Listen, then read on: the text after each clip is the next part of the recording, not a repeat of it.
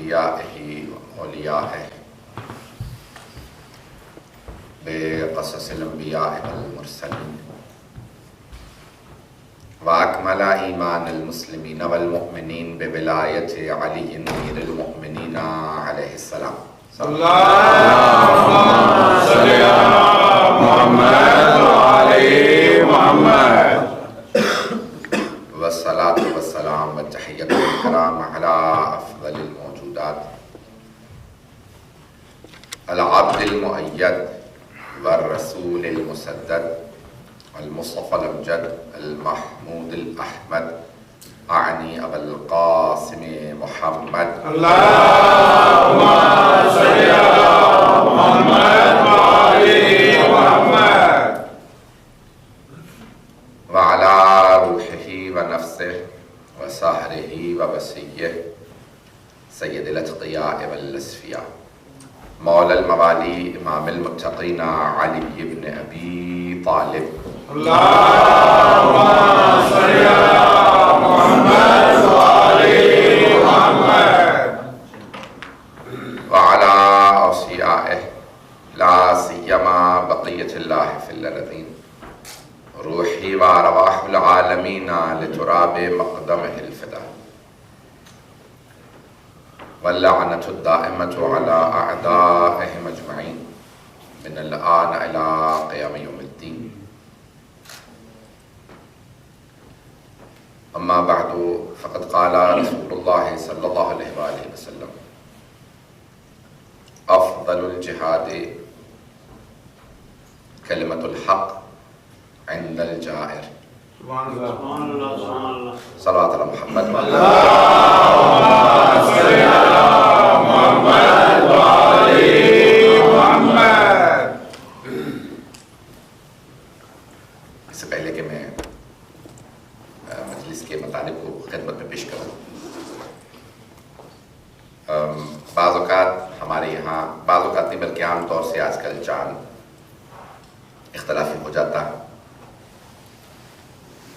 البتہ ایک جگہ ایک روایت بھی دیکھی ہے کہ آخر الزمان کی علامات میں سے ایک علامت ہے کہ چاند پہ شدید اختلاف رہا کرے گا، یہاں تک کہ ایک دستہ عید والے دن روزے سے ہوگا اور ایک دستہ روزے والے دن عید منانا، یعنی اتنا شدید اختلاف ہے۔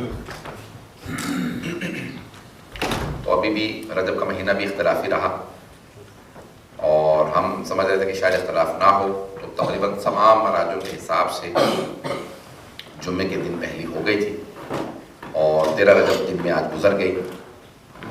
یورپ کے لیے تو سوائے حضرت آیت اللہ سیستانی حافظہ اللہ کے حساب سے تو ان کے دفتر نے اعلان نہیں کیا تھا، باقی سب کے حساب سے ہو چکی تھی، اور اب ہم یہی اسی اس میں تھے کہ انشاءاللہ 13 رجب گزر چکی ہے اور یورپ میں ہو جائے گی، کیونکہ ایران میں ہو گئی تھی لیکن بہرحال اختلافی رہا۔ یورپ کے اندر آدھے لوگوں نے کی، آدھے لوگوں نے پہلی تاریخ تھوڑی تاخیر سے کی، حرج نہیں ہے، لیکن الحمدللہ کوئی تاریخ منانا ہے بیت علیہ السلام سے متعلق، اسے عنوان دینا یہ ضروری ہے۔ 13 رجب دن میں تھی، میں کل شب میں 13 رجب کا جشن کر لیا۔ 15 کو جو مشہور روایت ہے، ویسے خود جناب زین الصلاح علیہ کی اختلافی، لیکن جو مشہور اور مستند روایت ہے ناصر ملت نے اور بزرگ علماء نے جو لکھی ہے، وہ 15 رجب بی بی کی شہادت کی تاریخ لکھی گئی۔ اب مجھے اس سے بحث نہیں ہے، لیکن مطالب انشاءاللہ پیش کروں گا بی بی کے عنوان سے، سننا چاہیں گے انشاءاللہ سے۔ تو اعزاز گرامی، جناب زینب کبریٰ کی کچھ خصائص کو پیش کرنا چاہتا ہوں، کچھ ان کے فضائل کو، کچھ مناقب، کچھ مسائل، اور کچھ بی بی کے خطبے سے متعلق مجھ سے درخواست کی گئی ہے، اس کو بھی پیش کروں گا۔ خطبہ خود ایک موضوع ہے جو ایک مجلس کا نہیں بلکہ کئی مجالس کا موضوع ہے، کہ بی بی کا خطبہ ہی پیش کیا جائے تو اس پہ ہی کئی مجالس ہو سکتی ہیں، بلکہ میں نے پڑھی بھی ہیں، یعنی بی بی ہی کے خطبے کے جملوں کو تشریح کی اور تفسیر کی ضرورت ہے جو کئی مجالس کے لیے درکار ہے۔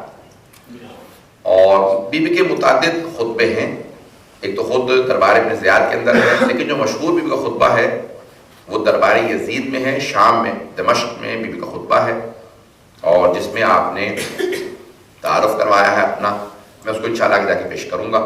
اس خطبے کے متعلق 2 جملے سن لیجیے کتاب ہے بلاغات النساء. بلاغات النساء، بلاغا کی جمع ہے بلاغات. سن رہے حضرات میں؟ بلاغات النساء، نساء جمع ہے امرأۃ، خواتین. اور جیسے رجال مرد، علم الرجال ہے، پھر علم النساء بھی، یعنی خواتین جنہوں نے روایت کی ہیں، روایات بیان کی ہیں، ان کے متعلق علم النساء بھی ہے. جیسے رجال ہے، پوری بحث ہے. مرحوم آیت اللہ عبداللہ مامقانی نے سب سے بڑی رجال کی کتاب لکھی ہے، علم الرجال 50 جلدوں پہ. پھر انہوں نے کئی جلدوں میں علم النساء بھی لکھی. حضرات ہیں میرے ساتھ؟ اور حدیث پہ ان کی سب سے بڑی کتاب انہی کی ہے جو چھپ چکی ہے، بارہا چھپ چکی ہے 7 جلدوں پہ، علم درایا کی کتاب ہے. تو عبداللہ مامقانی ہمارے علم حدیث اور رجال کے سب سے بڑے مؤلف مانے جاتے ہیں، یعنی تالیف سب سے زیادہ ان کی ہیں کتابیں. تو خود تنقیح المقال ان کی علم حدیث اور درایا سے متعلق 7 جلدوں پہ ہے، اور رجال سے متعلق 50 جلدوں میں علم رجال کا نساء سے متعلق ہے. اتنا بڑا محقق چاہیے اتنے کتابیں لکھنے کے، جو اپنی پوری زندگی وقف کر دیتے تھے ایک ایک موضوع پہ. تو بلاغات النساء کے عنوان سے، البتہ یہ مؤلف جو ہے ابن طاہر، اس کا وہ اہل سنت سے ابن طاہر 280 ہجری میں اس کا انتقال ہوا. تو 280 ہجری سے پہلے اس نے کتاب لکھی ہے، اور کتاب کا نام رکھا بلاغات النساء. جیسے مرد بہت سے فصیح و بلیغ گزرے ہیں جنہوں نے خطبے دیے ہیں جو بڑے فصیح و بلیغ ہیں، ایسے ہی وہ فرماتا ہے کچھ نساء بھی گزری جنہوں نے بڑے فصیح و بلیغ خطبے دیے ہیں. اس میں وہ کہتا ہے کہ اگر آپ فہرست بنائیں گے تو سب سے اوپر نام آئے گا حضرت فاطمہ الزہرا کا. یہ بی بی کا جو خطبہ ہے فتح سے متعلق. پھر وہ کہتا ہے کہ یہ بحث نہیں کہ بھئی اختلافات کیا تھے کیا نہیں، میں ایسے نہیں باتوں کے اہل سنت ہیں، تو کہتا ہے یہ بحث نہیں کروں گا. لیکن خطبہ وہ کہتا ہے شاہکار.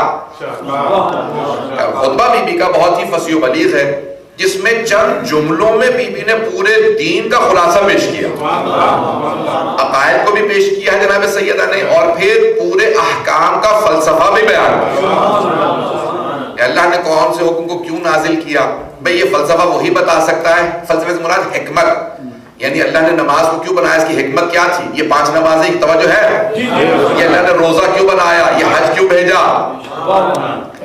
مثال کے طور پہ اگر اس کو کہتے ہیں حکمت یا فلسفہ، حکمت یعنی اس کی دانائی. اب حکمت وہی سمجھا سکتا ہے جو سمجھا ہو، اور حکمت وہ سمجھتا ہے جس کے گھر کی شریعت ہو. اب جناب سیدہ نے بتایا حکمت کیا ہے. جعل الصلاۃ تنزیہا عن الکبر، اللہ نے تکبر سے بچانے کے لیے نماز کو بھیجا. تکبر کا شکار وہ ہوتے ہیں جو نماز نہیں پڑھتے. پتہ نہیں لوگ ہیں یا نہیں، چلے گا نا میرے ساتھ. پھر فرماتی ہیں بی بی سیدہ فرماتی ہیں مثال کے طور پہ، میں جلدی پیش کر رہا ہوں، بہت تیزی سے گزروں گا کیونکہ موضوع کو خطبہ نہیں ہے، صرف میں نے اشارہ کیا تو میں آگے بڑھ رہا ہوں. تو اب جیسے اللہ نے روزے کو واجب کیوں قرار دیا، فرماتی ہیں کہ اللہ نے اخلاص پیدا کرنے کے لیے روزہ بھیجا. اخلاص پیدا کرنے کے لیے. بی بی ہاتھ باندھ کے سوال کروں گا، اتنی عبادتیں ہیں، یہ روزے ہی سے اخلاص کیوں پیدا ہوتا؟ یہ روزے ہی سے اخلاص، سنسیریٹی، خلوص، یہ انسان میں اخلاص روزے سے کیوں پیدا ہوتا ہے؟ تو اب یہ بی بی نے وہاں نہیں فرمایا، بی بی نے صرف اور صرف خلاصہ کر کے کہا، تو میں تشریح پہ پیش کر رہا ہوں. عزیزان گرامی، تمام عبادتیں کچھ کرنے کا نام ہے. تمام عبادات کچھ کرنے کا نام ہے. نماز، تکبیرۃ الاحرام، قراءت، رکوع، سجود، تشہد، سلام، ان تمام ارکان کا نام نماز ہے. حج، احرام، طواف، سعی، پتہ نہیں لوگ ہیں یا نہیں، ان تمام ارکان کا نام حج ہے. خمس و زکوٰۃ کچھ ادا کرنے کا نام ہے. روزہ کچھ کرنے کا نام نہیں ہے. روزہ اپنے آپ کو کچھ نہ کرنے سے متعلق کا نام ہے. تمام علماء کہتے ہیں روزہ 2 چیزوں کا نام ہے، نیت اور امساک. یہ 2 عربی کے لفظ ہیں، نیت اور امساک. نیت یعنی میں نے نیت کی کل میرا روزہ ہوگا، کیا کرنا ہے؟ امساک، روکنا. انگریزی میں کہتے ہیں ایبسٹین کرنا، روکنا. روزہ کچھ کرنے کا نام نہیں ہے، نہ کرنے کا نام روزہ ہے.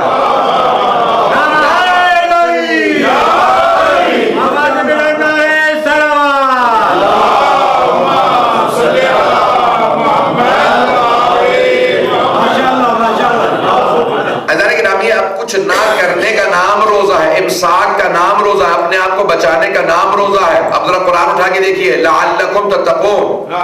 وقت نہیں میرے پاس کہ تفصیل میں جاؤ، یہ میرے ایک گھنٹے ڈیڑھ گھنٹے کی تقریر ہے جس کو میں خلاصہ کر رہا ہوں. یا ایھا الذین آمنوا کتب علیکم الصیام، اے ایمان والو تم پہ روزہ لکھ دیا گیا، کما کتب علی الذین من قبلکم لعلکم تتقون، جیسے تم سے گزشتہ امتوں پہ روزہ لکھا گیا تھا تاکہ تم متقی بن جاؤ.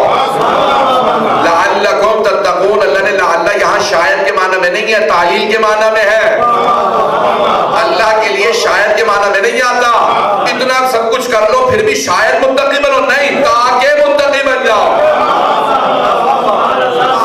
تاکہ متقی بن جاؤ. کتب علیکم الصیام. اب یہاں پہ ڈاکٹر صاحب موجود ہیں، ان کی موجودگی میں ایک جملہ کہہ رہا ہوں کہ اگر کوئی انسان بیمار ہو جائے نا تو ڈاکٹر کے پاس جاتا ہے، تو ڈاکٹر صاحب کیا کرتے ہیں؟ پرسکرپشن لکھتے ہیں، نسخہ لکھتے ہیں، یہ دوائیاں کھا لیجئے ٹھیک ہو جائیں گے. اسے کہا جاتا ہے پرسکرپشن. اللہ اسی کو عربی میں کہتا ہے کتب علیکم الصیام. بھائی انسان بیمار ہوتا ہے تو طبیب کے پاس جاتا ہے، وہ جسم کا نسخہ لکھتا ہے. اللہ کہہ رہا ہے تمہاری روح کے لیے میں نے نسخہ لکھا ہے، اس نسخے کا نام روزہ ہے. روزہ رکھو گے روحانی بیماریاں دور ہو جائیں گی. پرسکرپشن اللہ نے لکھی ہے. تو بی بی فرمانی ہے اخلاص. اب یہاں پہ اللہ کہہ رہا ہے لعلکم تتقون، تاکہ تم متقی بن جاؤ. اور ہم شیخ محمد تقی بہجت سے سوال کیا کسی نے، کہا آقا یہ تقوی کیا شے ہے؟ تو انہوں نے کہا تقوی کسی کرنے کا نام نہیں ہے، تقوی بھی بچنے کا نام ہے. کہ کس چیز سے بچے تو متقی بنیں گے؟ کہ حرام سے بچو متقی بن جاؤ گے. پتہ نہیں بات پہنچی ہے نہیں پہنچی؟ بھئی حرام سے بچنے کا نام تقوی، حرام سے بچنے کا نام، کچھ کرنے کا نام تقوی نہیں ہے، بچنے کا نام تقوی. اخلاص بھی چیزوں سے بچنے کا نام، روزہ بھی چیزوں سے بچنے کا نام. جب آپ روزے میں حلال سے بچیں گے تو خود بخود حرام سے بچنا آ جائے گا. میں نے روزہ رکھا، یہ پانی حلال ہے نہیں پی رہا، یہ کھانا جو حلال ہے نہیں کھا رہا. جب حلال سے بچ سکتا ہوں تو حرام سے کیسے نہیں بچوں گا؟ اللہ کہے گا جب حلال سے بچنا سیکھ لیا تو حرام سے بچنا بھی سیکھ لو گے. پتہ نہیں بات پہنچی یا نہیں پہنچی؟ ایسا نہیں کہ اب یہ اخلاص بی بی فرماتی ہے اخلاص. دیکھیں کیسے اخلاص پیدا ہوتا ہے، توجہ سے سنیے گا اس جملے کو، خاص توجہ. اخلاص کیسے پیدا ہوتا ہے؟ روزے سے. ایسا نہیں کہ انسان جب کچھ کر رہا ہوتا ہے نا تو لوگ خود بخود دیکھ لیتے ہیں ارے یہ نماز پڑھ رہا، یہ حج کر رہا، حج کے بہت سے لوگ بھائی عبادت کر رہے ہیں، ہم خبز دے رہے ہیں، کم از کم وہ تو دیکھ ہی رہا ہے نا جسے دے رہے ہیں. جب زکات دیتے ہیں، خیرات کرتے ہیں، صدقہ دیتے ہیں، کچھ نہ کچھ جب آپ کرتے ہیں نا تو لوگ دیکھ لیتے ہیں یہ کر رہے ہیں. روزہ جب کچھ کر ہی نہیں رہے تو کسے کیا پتہ روزہ ہے یا نہیں ہے؟ جب میں ویسے ہی فاقے سے بیٹھا ہوں کیا پتہ ویسے ہی فاقہ اور روزہ نہ ہو؟ لیکن انسان اگر بتائے نا تو کسی کو نہیں پتا روزہ ہے یا نہیں ہے، کسی کو نہیں معلوم روزہ ہے یا نہیں ہے. کیا پتا ویسے ہمارے سامنے ریاکاری کے طور پہ کچھ نہ کھا رہا ہو، پی نہ رہا ہو. اب آپ کے اور خدا کے معاملے کا نام روزہ ہے. بی بی فرماتی ہے اسی لیے اللہ نے روزہ بھیجا تاکہ اخلاص پیدا ہو. باقی ساری عبادتوں میں دکھاوا ہے، روزے میں کوئی دکھاوا نہیں. بی بی فرماتی ہے اس لیے اخلاص پیدا کرنے کے لیے اس نے روزہ بھیجا. اب یہ ایک جملہ کہے بغیر آگے نہیں بڑھ سکتا. تشہیدا للدین، حج کو کیوں بنایا؟ وجعل الحج تشہیدا للدین، دین کی قوت و قدرت کے مظاہر کے لیے، مظہر کے لیے. اللہ نے کیا کیا مظاہرے کے لیے یا مظہر بنانے کے لیے؟ دین کی قوت و قدرت کی، دین کی طاقت بتانے کے لیے اللہ نے حج واجب کیا. پروردگار یہ دو کپڑے باندھ رکھے ہیں، کیا ہے یہ فلسفہ، کیا دین ہے؟ پتہ نہیں توجہ ہے یا نہیں؟ دو کپڑے باندھ رکھے ہیں اور جا کے فوراً اللہ کے خانہ کعبہ کا طواف کر رہے ہیں، سعی کر رہے ہیں. ارے دو کپڑے باندھ رکھے، پروردگار بڑا ایڈوانس دنیا ہو گیا. اللہ نے کہا نہیں، یہی دو کپڑے باندھ کیا. پروردگار تو نے بھیجنا ہی تھا تو سوئٹزرلینڈ بھیج دیتا، جرمنی بھیج دیتا، آسٹریا بھیج دیتا. بڑے اونچے اونچے پہاڑ ہیں، سبزہ ہے، بڑے پیارے چشمے. اللہ نے کہا نہیں، بے وادن غیر ذی زرع، ایسی وادی میں بلاؤں گا نہ جہاں پانی ہوگا نہ جہاں سبزہ ہوگا، جو محبت کرنے والا ہوگا وہی آئے گا. جب ساری دنیا دیکھے گی ارے خدا کی محبت میں 20 لاکھ آدمی حج پہ، دو کپڑے باندھ رکھے ہیں، یہ کیسا دین ہے؟ اللہ نے کہا نہیں. جناب سیدہ فرماتی ہے اپنے خطبے میں اپنے دین کی طاقت منوانے کے لیے اللہ نے حج واجب قرار دیا. ساری دنیا آئے گی دیکھے گی ارے اتنے حاجی 20-25 لاکھ. اب سمجھ میں آیا یہ 40 کی زیارت کیوں ضروری ہے.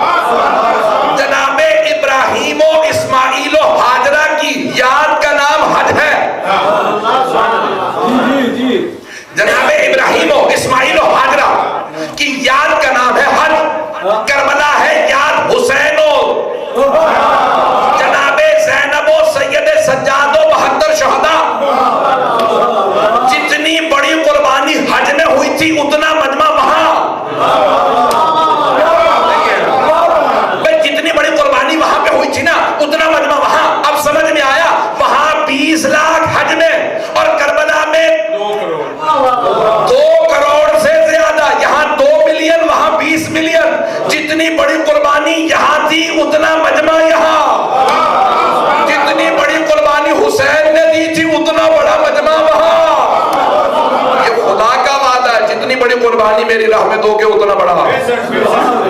اب سمجھ میں آیا یہ حج میں نے رب دینا چاہا تھا اس لیے وہ جملے پیش کیے. اگر بات پہنچ گئی ہو جانے کی رامی, اللہ نے وہاں جناب سیدہ فرماتی ہے اپنی قوت کا, قدرت کا, تشیع کی قدرت کا مظہر کربلا ہے, شیعوں کی طاقت کا مظہر کربلا ہے. اتنا مجمع آتا ہے. اور ایک اور جملہ کہہ دوں, 5000 سے زیادہ ہوٹل ہیں مکے میں. 5000 سے زیادہ ہوٹل ہیں, گھر اس کے علاوہ, بلڈنگ اس کے علاوہ. پھر بھی سب حاجیوں کو گھر نہیں ملتا. اور حج کا قافلہ لے جائیے, اگر کسی کو نہ ملے آپ کا گریبان بھی پکڑ لے گا, آپ کو گالیاں بھی دے گا, لیکن میں آپ کو خود کربلا لے چلوں گا. وہاں 500 ہوٹل نہیں ہے, سونے کا اہتمام نہیں, کھانے کا اہتمام نہیں. 10 گنا زیادہ مجمع بھی ہے, پتہ نہیں ہے یا نہیں ہے. وہاں 2 ملین, یہاں 20 ملین. نہ اتنے ہوٹل, نہ اتنا اہتمام. ساری دنیا کیمرے لے کے پہنچی ہوتی ہے. میں بی بی سی کی فگر دے رہا ہوں, ایران عراق کے چینلوں کی نیوز نہیں دے رہا آپ کو. انہوں نے تو 40 ملین تک لکھا, 4 کروڑ تک لکھا. میں بی بی سی کا بتا رہا ہوں کہ بی بی سی نے کہا نہیں, 20 ملین to 24 ملین, 2 کروڑ سے 2.5 کروڑ کے درمیان مجمع ہوتا ہے, زیادہ نہیں ہوتا. بھائی بی بی سی کی مان لو. بی بی سی کہتا ہے نہیں 2 کروڑ سے 2.5 کروڑ کا مجمع, اس سے زیادہ نہیں ہے, 4 کروڑ نہیں ہے, 2 سے 2.5 کروڑ ہے. اللہ نے کہا نہ اتنے ہوٹل, نہ رکنے کا انتظام. اس سے پہلے جو ورلڈ ریکارڈ ہے وہ ہے کمبھ کا میلہ ہندوستان کا. ہندوستان کی آبادی ہے 1 ارب 30 کروڑ, اور کمبھ کے میلے کا جو ورلڈ ریکارڈ ہے وہ ہے 70 لاکھ کا. اتنی بڑی ہندوستان کی آبادی, 70 لاکھ کا کمبھ کا میلہ. توجہ رہے, اتنی بڑی آبادی میں ہندو اتنے زیادہ, وہاں 70 لاکھ جمع ہوئے, ورلڈ ریکارڈ بن گیا. اب ورلڈ ریکارڈ ٹوٹا تو صدام کے بعد کربلا نے ریکارڈ توڑا. پورے عراق کی آبادی ہے 3 کروڑ 70 لاکھ, ہندوستان کی 1 ارب 30 کروڑ سے زیادہ. پتہ نہیں ہے یا نہیں ہے. 3 کروڑ 70 لاکھ کی آبادی نے ورلڈ ریکارڈ توڑا. اب امریکہ نے سارے ریکارڈ بنائے ہیں پچھلے 12 سال کے. 12 سال میں سارے ریکارڈ کربلا ہی نے کربلا کے توڑے.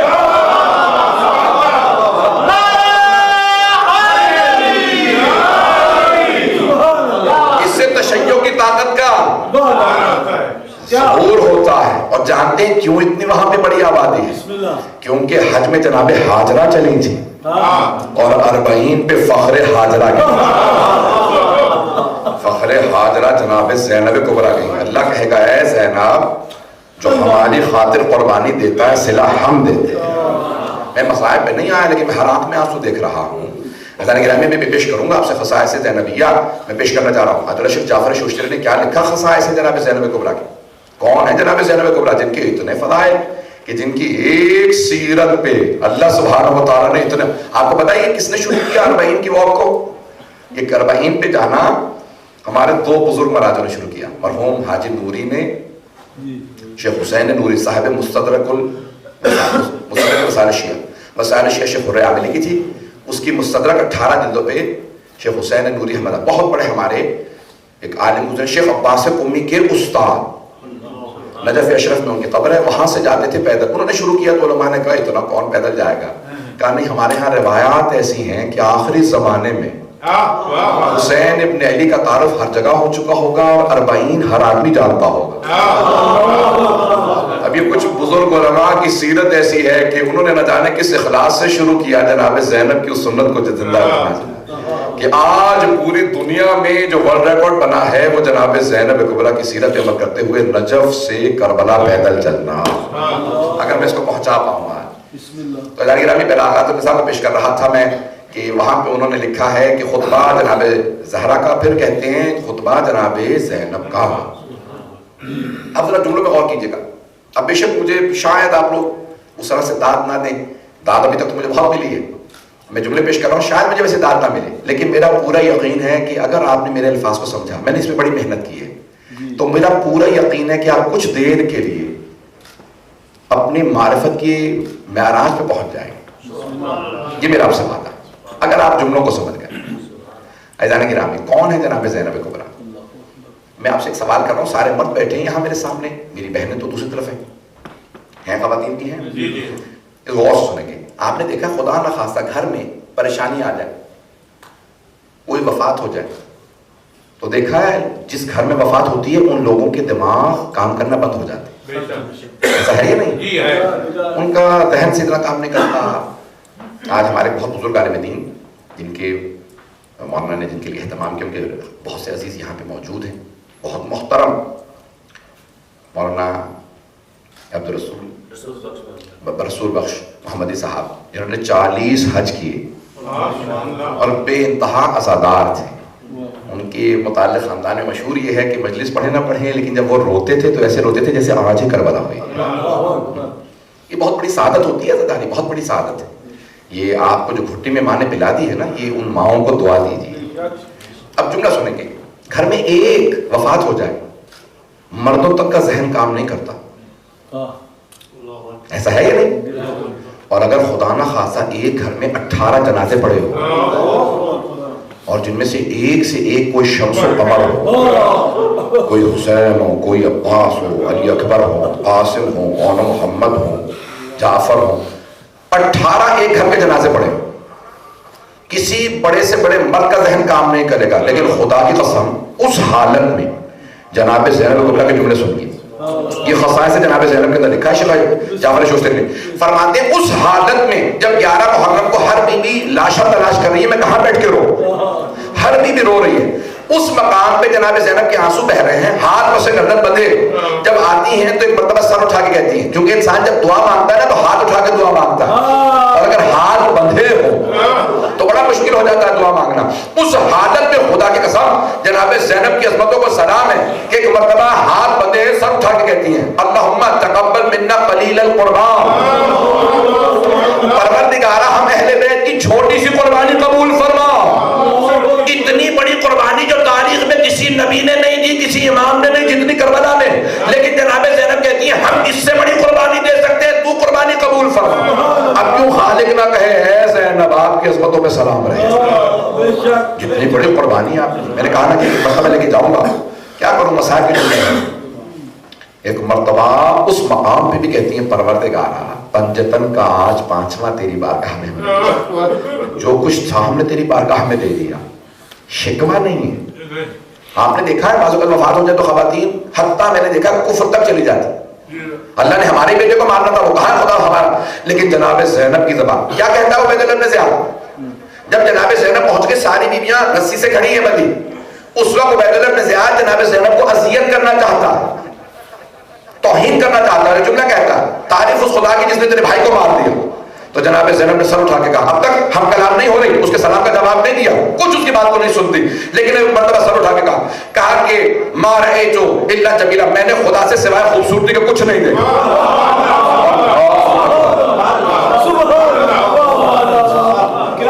وہ توہین کرنا چاہتا تھا کہ بی بی معاذ اللہ کوئی توہین آمیز جملہ کہے، کہ خدا نے تیرا بھائی مار دیا.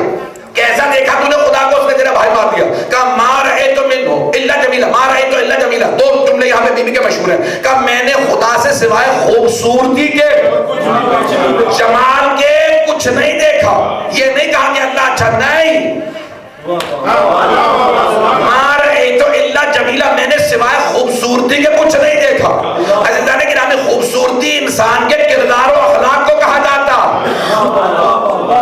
انسان کے اخلاق و کردار کو خوبصورتی کہا جاتا، باطن خوبصورت. تو جناب زینب کہہ رہی ہے ظاہر نہیں، میں تو باطناً بھی اسے خوبصورت مانتی ہوں.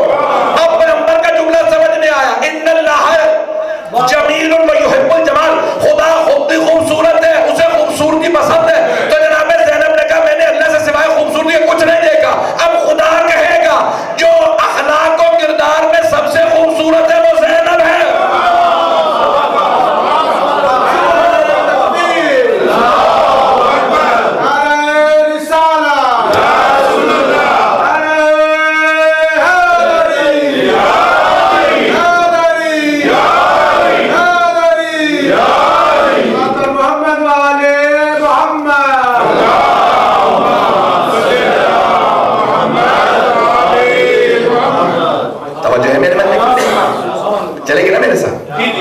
فیضان گرامی یہ جناب زینب کبریٰ کتنی باعظمت ہے. پھر وہ یہاں رکتا نہیں, وہ کہتا ہے شاید میں تھوڑا سا اور ان کو برخلاؤں اور توہین کروں تو شاید یہ کچھ دین کے بعد اللہ خلاف بولیں, خدا کے خلاف کہیں. تو پھر وہ کچھ اور کہتا ہے. جب وہ توہین آمیز جملے کہتا رہتا ہے نا تو اس کے بعد بیوی کہتی ہیں, اس نے کہا کہ خدا نے مار دیا آپ کے بھائی کو, تو بیوی نے ایک مرتبہ جملہ کہا خدا لعنت کرے میرے بھائی کے قاتل پہ. بہت سے لوگ بہت جملہ فرماتی ہے بیوی اس حالت کے اندر جہاں ایک جنازہ ہونا تو دماغ کام نہیں کرتا. بیوی کو اتنا تسلط ہے. اب سمجھ میں آیا علی کی اور زہرا کی گود کا اثر کیا ہے. اس مقام پہ جب وہ کہتا ہے اللہ نے مار دیا تیرے بھائی کو, تو بیوی کہتی ہے خدا لعنت کرے میرے بھائی کے قاتل پہ. اب ایک مرتبہ وہ سٹ آنے لگا, وہ جو بیوی کو غصہ دلانے کی کوشش کر رہا تھا اب وہ اپنے حواس میں نہیں رہا. کیا بات ہے ہم لعنت کیوں کر رہی ہیں, رک جائیے لعنت مت کیجیے. بیوی نے کہا تجھے تکلیف کیا ہے, میں تو بھائی کے قاتل پہ لعنت کر رہی ہوں. اب پتہ چلا جہاں پہ گودال ہو پانی وہی مرتا ہے. چور کی داڑھی میں تنکا ہوتا ہے, اسے پتا تھا لعنت مجھے ہی پڑ رہی ہے, دربار بھی میرا. اب سمجھ میں آیا جس حدیث کا میں نے انتخاب کیا کہ رسول خدا کیا فرما رہے ہیں, افضل الجہاد, سب سے بڑا جہاد کلمۃ الحق عند الجہاد. ظالم و جابر کے سامنے کلمہ حق بلند کرنا سب سے بڑا جہاد ہے. جناب زینب سب سے بڑی مجاہدہ ہے, سب سے بڑی مجاہدہ. جہاد کیسے کر رہی ہیں, کہ خدا لعنت کرے میرے بھائی کے قاتل پہ.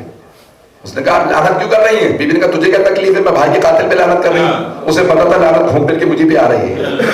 فیضان گرامی جس بیوی کا اس حالت میں توحید سے ایک لحظہ الگ نہ ہو, اب سوچئے زین و اب کون ہے. کچھ لوگ بہت گئے. ارے جب ہم لوگ نام رکھتے ہیں تو ہمارے ذہن میں پس منظر نہیں ہوتا, ہم بچے کا نام رکھ دیتے ہیں, لیکن جب اہل بیت نام رکھتے ہیں تو وہ پس منظر ذہن میں رکھتے ہیں.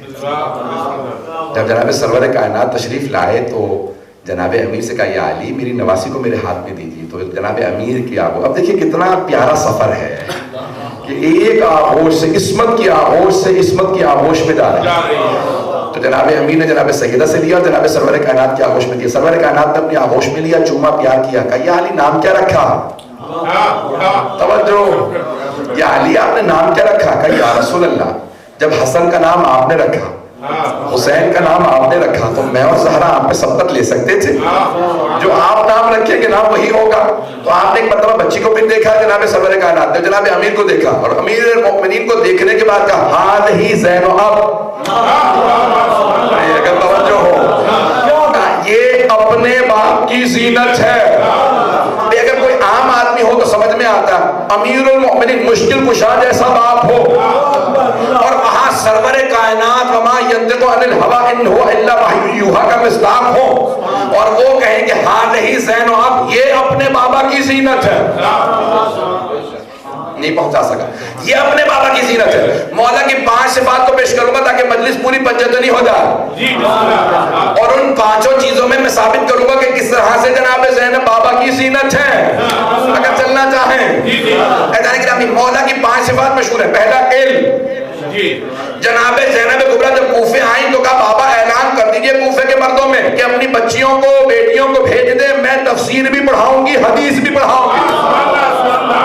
وہ بیویاں گھر جا کے کہتی نہ ہم نے آج تک ایسی تفسیر سنی, نہ حدیث کی تفسیر سنی جیسی جناب امیر کی بیٹی زینب پڑھا رہی ہے. جناب امیر نے کہا مردوں سے سمجھ جانا یہ میری بیٹی تمہاری بیٹیوں کو پڑھا رہی ہے. فیضان گرامی جہاں جناب امیر ناز کرے بیٹی پہ, جسے خود پڑھایا ہو اور بیٹی پہ ناز کریں, وہ ہیں جناب زینب کبریٰ. دوسری فصاحت و بلاغت, مولا کا بیان مشہور ہے دنیا میں, جن کا کلام ہے نہج البلاغہ. تو آپ نے سنا ہوگا اکثر علماء سے, ذاکرین سے, کہ جب مولا کی شہادت ہو رہی تھی تو ذکر کیا نا کہ 2 مقامات پہ, ایک البتہ خطبہ دیتے ہوئے کہا اور ایک شہادت میں کہا مجھے اس خطبے کے تمام نہ ہونے کا بہت صدمہ, اور دوسرے جب ضربت لگی تو کہا کہ میں راہ خدا میں اپنا پورا سر دینا چاہتا تھا. تو علماء کہتے ہیں کہ ایک بیٹی اور ایک بیٹی نے کھڑے ہو کے کہا ہوگا, حسین ابن علی نے کہا ہوگا بابا آپ کی طرف سے سر میں دے دوں گا, اور ایک بیٹی نے کہا ہوگا بابا آپ کا خطبہ میں تمام کروں. اسی مسجد کوفہ میں ایسا خطبہ دوں گی کہ آپ کے قریبی چاہنے والے حضرت عبداللہ مکفوف کھڑے ہو جائیں گے جو نابینا ہو. مکفوف جانتے ہیں جن کی ایک آنکھ نابینا ہوئی حضرت عبداللہ مکفوف کی جنگ جمل میں, دوسری جنگ صفین میں, مولا کی طرف سے جنگ کرتے ہوئے. بہت چاہنے والے تھے, عاشق ہیں لوگ. بیٹھے ہوئے تھے مسجد کوفہ میں, اچانک خطبہ سنا. کہا یہ کون ہے جو علی کے لہجے میں خطبہ دے رہا؟ سن رکھا ہے نا آپ نے جملہ, عموماً مسائل میں سنتے ہیں لیکن میں فضائل میں پیش کر رہا ہوں, اور سے سنیں گے. کہا یہ کون ہے جو علی کے لہجے میں خطبہ دے رہا؟ کیا مطلب علی کے لہجے سے؟ آیا بی بی کی آواز اتنی بھاری تھی جیسی مولا کی؟ نہیں. لہجے سے مراد کیا ہے؟ عزیزان گرامی, میرا دل یہ کہتا ہے کہ جناب عبداللہ مکفوف یہ کہہ رہے ہوں یہ کون ہے جو علی کے لہجے میں خطبہ دے رہا؟ وہ جو نہج البلاغہ کا معیار ہے. لگتا ہے یہ جو بی بی خطبہ دے رہی ہے علی کے ہاتھوں کی پلی ہوئی ہے. انہوں نے کہا 20 سال ہو گئے مولا کی شہادت کو, یہ کون ہے جو علی کے لہجے میں خطبہ دے رہا؟ تو ایک مرتبہ کسی نے کہا ہاذہ زینب, اب یہ زینب کبریٰ ہے. تو فوراً حضرت عبداللہ نابینا تھے, بیٹا نہیں تھا ان کے ہاں, روایت میں ہے ان کے ہاں بیٹا نہیں تھا, ان کی بیٹی تھی. صاحبے یعنی فضل یعنی بیٹے کے باپ نہیں تھے. تو ایک مرتبہ وہ کھڑے ہو گئے, غیرت صحابی یعنی حضرت علی کا ماننے والا اس میں غیرت تھا, کیسے ممکن ہے؟ کھڑے ہو گئے, کہا اے عبید اللہ ابن زیاد, تو علی کی بیٹیوں کو دربار میں لے آیا, تو نہیں جانتا ان کے بابا کون ہے؟ کہا کہ تو نہیں جانتا میں کون ہوں؟ کہا مجھے تیری پرواہ نہیں ہے, میں علی کا ماننے والا ہوں. تو فوراً کہا اسے گرفتار کر لو. تو کچھ ان کے قبیلے کے لوگ کھڑے تھے, کہا خبردار یہ ہمارے قبیلے کے اور نابینا. اٹھے گھر آ گئے. عبید اللہ بن زیاد نے سپاہیوں کو اشارہ کیا, گاؤں جا کے گھر میں ان کو قتل کر دو. جیسے گھر پہنچے تو اپنی بیٹی کو انہوں نے تربیت دے رکھی تھی تلوار چلانے کی, لیکن کہا بیٹی آج میری آنکھیں نہیں ہیں لیکن میری آنکھیں بن کے مجھے یہ بتاتی رہے دشمن کہاں سے آ رہا. جب وہ دیوار پھلانگ کے آئے تو پہلی مرتبہ بیٹی نے کہا بابا